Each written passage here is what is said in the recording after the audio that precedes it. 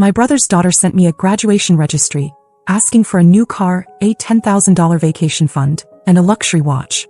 I replied, "Not happening." She snapped, "Then don't show up." So I didn't. And what happened next had the whole family turn on her instead. I was already angry with Kayla before she ever sent the registry. That girl has been walking around like she's royalty since she was 15. Entitled, smug, and completely out of touch. The worst part, she knew exactly what she was doing. Kayla is my younger brother Jason's daughter. 17, pretty, smart, and manipulative as hell. She's the golden child of the family, and everyone has been feeding that ego of hers since the day she was born. My parents coddle her. Jason, who used to have a spine, just shrugs and calls it teenage confidence. And his wife Erin treats Kayla like she's her best friend, not her daughter. They let her talk to them like they're her assistants. But me, I was the one she expected to fund her lifestyle. Why? Because I'm 32, single, no kids, and I do well financially. I work in tech consulting, I own my condo outright, and I like nice things. That was all Kayla needed to decide that I had an obligation to share the wealth. Over the past year alone, she'd hit me up for concert tickets, luxury skincare, limited edition sneakers, and a new iPhone. Once, she even asked me to cover a therapist she found on Instagram because Dad doesn't understand mental health stuff. I paid for it hoping maybe it'd help. It didn't. She just used it to complain about how hard it was being surrounded by people who didn't get her. He always made these little digs too. Like, "You're lucky, Aunt Monica. No husband, no kids, just freedom and extra money." As if my life was just some open vault for her to dip into. Then came the registry. It was a Thursday night. I was finishing up work emails when I got a message from her. No hi, no, how are you? Just a text that said, "Hey Aunt Monica, here's my graduation registry. Thought you'd want to be part of something special, 2 hearts." I opened the link and I swear my jaw actually dropped. First item, a 2025 Mazda CX-70. Second, a $10,000 fund for her gap year in Europe. Third, a Cartier Ballon Bleu watch, retailing at just under $7,000. And it kept going. Balenciaga sneakers, a Hermes wallet, a Dyson Airwrap, a $2,500 spa retreat in Arizona. There was no laptop, no school supplies, no sheets or dorm room stuff. It wasn't a graduation registry. It was a wish list for a bored heiress. I stared at the screen in silence for a minute. Then I sent the only response that felt right. "Not happening, Kayla." She didn't even hesitate. "Then don't show up to my graduation." Just like that. Dismissed.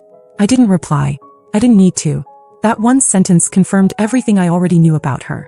She didn't see me as family. She saw me as a walking credit card with a pulse. I didn't go to her graduation. Didn't say anything to anyone. Let them find out the hard way. The night of the ceremony, my mom called me. Twice. Then a text. "Why aren't you here? Kayla's asking about you." Funny. 10 minutes ago she said I was uninvited. Now she's playing the victim? I didn't answer. The next day Jason called. That was the moment I knew they weren't going to drop it. They wanted answers. And for the first time in years I was ready to give them. They were about to find out who Kayla really was. Every ugly little secret. Every cruel comment. Every manipulative thing she'd done. And I was going to tell them everything, in front of her. The registry was the spark, but the fire had been building for years. And this time I wasn't going to let it burn me. I showed up to the Sunday family gathering like nothing had happened. It was at my parents' place, same as always. Burgers on the grill, lemonade in plastic pitchers, lawn chairs on the patio. Jason was already there with Erin, and of course Kayla, still in full graduation glow, was lounging on the deck like she was the guest of honor at her own coronation. She didn't even look in my direction when I walked in. My mom gave me a tight hug and whispered, "I don't know what happened between you and Kayla, but please try to be civil." That was code for don't ruin the day. Fine, I thought. But I wasn't here to cause a scene. I was here to end one. We went through the usual motions. Small talk. My dad asked about work. Erin told a long, pointless story about Kayla getting her nails done before graduation. Kayla rolled her eyes at every adult in a 10-foot radius. Then she pulled out her phone and started showing off photos of her registry haul. The gifts she did receive. A Chanel wallet from Erin. A shopping spree at Neiman Marcus from Jason. A weekend in Palm Springs from some family friend I barely know. My name never came up. Until my mom asked, "So what did Monica get you?" Kayla didn't miss a beat. "Oh, she said she couldn't be bothered." I blinked. That was it. The moment. I set down my glass and said clearly enough for the whole table to hear, "No, I said I wasn't buying you a car, a $10,000 vacation and a luxury watch. Because you're 17. Not a celebrity." Everyone went quiet. Even Erin stopped mid-bite. Jason cleared his throat. "Okay, maybe we can talk about this later." But I was done waiting for later. I turned to my parents. Do you know she asked me to pay for therapy because she said you two are emotionally dead? That she complains about you constantly? I looked at Jason. That she told me you and Aaron are too small-minded to understand her dreams? Jason turned to Kayla. Is that true? Kayla scoffed. It's taken out of context. Is it also out of context that she asked me to pay off her friend's $600 credit card debt as a favor? Or that she said she doesn't respect a single adult in this family? Aaron jumped in. Monica, this isn't the time. No, it's exactly the time. I stood up. Because I've spent a year and a half being used, insulted, and manipulated by a teenager who thinks money grows on trees and that the people around her are just ATMs with names. And I'm done. Kayla's face went pale. Jason just stared at her and Aaron, for once, had nothing to say. Then my mom stood up. Not fast. Not loud. Just calm. She looked at Kayla and said, Is all of that true? Kayla didn't answer. She didn't need to. Her silence said everything. That's when the shift happened. My dad, who hadn't said a word all day, stood and told Kayla to hand over her phone.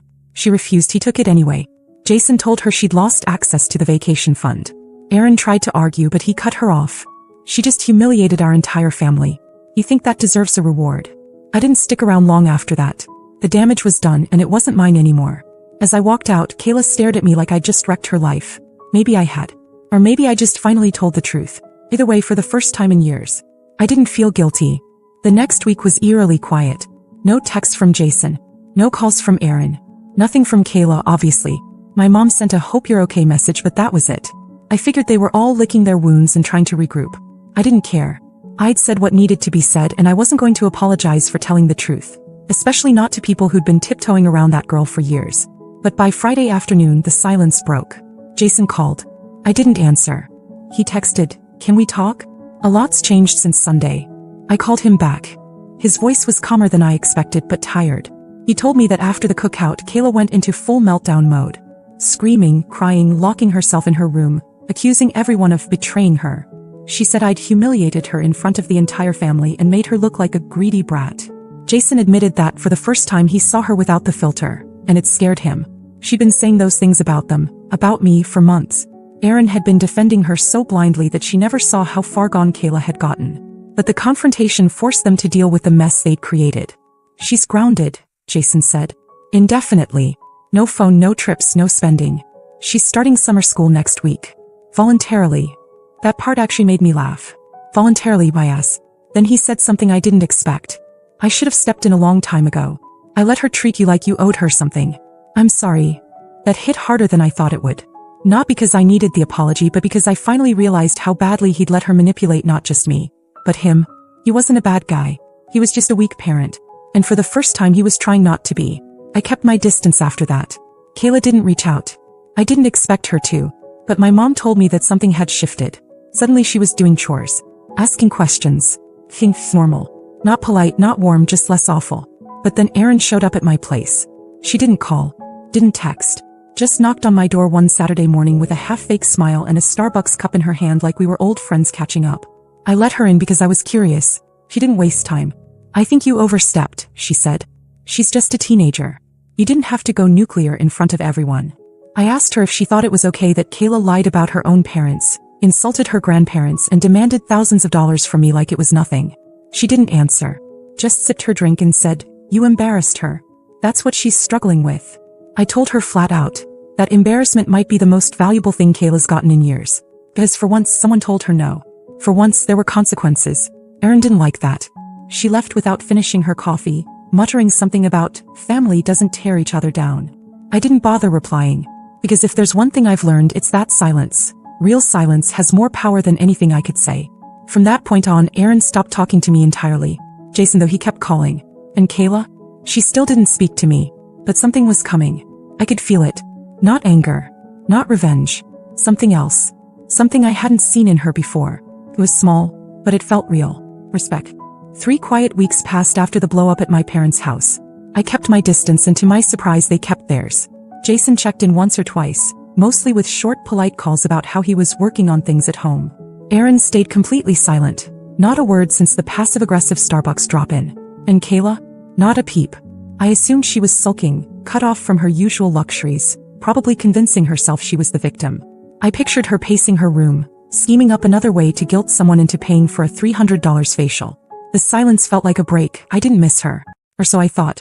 Then on a random Thursday afternoon I was heading out of my office downtown, juggling my laptop and a half-eaten protein bar, when I saw someone sitting alone on a bench just outside the building. It was Kayla. I almost didn't recognize her at first. She was wearing a plain gray hoodie, no makeup, hair in a messy bun, and jeans that looked like they actually came from Target. No designer bag, no drama, just her. Looking small in a way I'd never seen before. She stood up when she saw me. I didn't say anything, just stared, waiting for the usual smugness, the rehearsed apology, the manipulation. Instead she asked, "Can we talk?" I don't know why I said yes. Maybe I was curious. Maybe I just wanted to see how deep the damage had gone.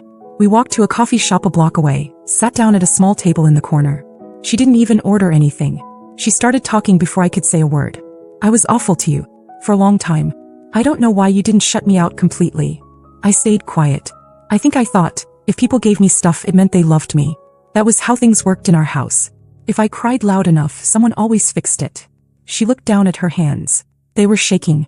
"My dad's actually being a dad now. Took my phone. Took my card. He made me enroll in summer school. Mom barely talks to me. She's mad I embarrassed her." I didn't say much. I just listened. It was the first time she wasn't trying to defend herself or shift blame. There was something different in her voice, not just guilt but fatigue. Like she was finally feeling the weight of what she'd become. Then she said something I didn't expect. "You're the only one who ever told me no. You're the only one who made me think." That sentence landed harder than I expected. I didn't forgive her in that moment. I didn't offer a warm hug or some pep talk.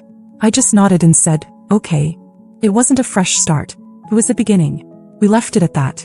She thanked me sincerely and walked off down the block with her hands in her pockets. No dramatic ending. Just human. A few days later she texted me a photo. She was sitting at a table with a little boy helping him with math homework. She wrote, "He's terrible at fractions but really into dinosaurs. So now we count in raptors and triceratops." I didn't respond right away. I just stared at it. It wasn't much, but it wasn't fake. Then 2 weeks later something hit me harder than all of that combined. I got an email from my old university. Subject line, recommendation request, Kayla Mitchell. I opened it confused. She had listed me as a reference for a summer mentorship program. Voluntary, competitive, focused on behavioral science and leadership. Not fashion, not media, not social status. Attached to the application was her personal essay. I don't think she meant for me to see it, but somehow I did. It wasn't dramatic. It was raw. Honest. She wrote about accountability. About being spoiled. About how real love doesn't always come in the form of gifts, but sometimes in someone refusing to give them. She didn't name me, but she didn't have to. It was the first time in her life she'd taken responsibility without being cornered into it. But just as I started thinking maybe she'd actually turned a corner, I got a knock on my door. Erin. No warning, no text. Just standing on my porch like nothing had happened. And this time she wasn't carrying coffee. There she was. Erin on my porch again, but this time with no fake smile, no Starbucks, no disguise. Just standing there like she was entitled to my time, like I owed her something. I didn't even invite her in. I stepped outside and closed the door behind me. She didn't like that, I could tell. She gave me a long look, then got straight to it. "I know what Kayla wrote in that application," she said. I didn't flinch. "Okay." She made it sound like she raised herself, like we neglected her and you came in to save the day. "That's not what happened." I said nothing. She's rewriting everything to make herself sound like some reformed child prodigy who just needed one real adult in her life. That's insulting. And it's humiliating that she chose you to tell the story. That's when I realized what this was. This wasn't about Kayla's progress. It wasn't about protecting her. This was Erin's pride, wounded, bitter, losing control. "She's finally improving," I said. "And if you're worried about how that makes you look, maybe take a second and ask yourself why she didn't come to you when things got bad." She stiffened. "You have no idea what it's like to raise a daughter in this world." "And yet," I said, "somehow your daughter came to me, not her own mother, to ask how to become a better person. That did it." Her face went cold. "You've always wanted to prove you were better than me. Just because you make more money, don't have kids, get to live your life however you want." I laughed. Couldn't help it. "You think this is about money?" Erin, your daughter was spiraling. You defended her until she had no one left. This isn't about who's better. It's about who's awake. She stepped closer. "Stay out of our family business. This isn't your child." "Right," I said. "She's yours. And you had 17 years to guide her." She found me after 3 weeks of silence. She stormed off. No goodbye. No closing argument. Just rage, confusion, and something close to fear. But that wasn't the end. That night Jason called me. He sounded tense.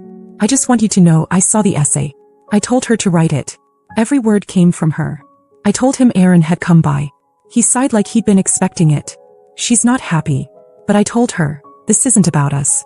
It's about Kayla. Then he added something I didn't expect. She's been asking to talk to your dad. She says she wants to apologize. Like, really apologize. And she did.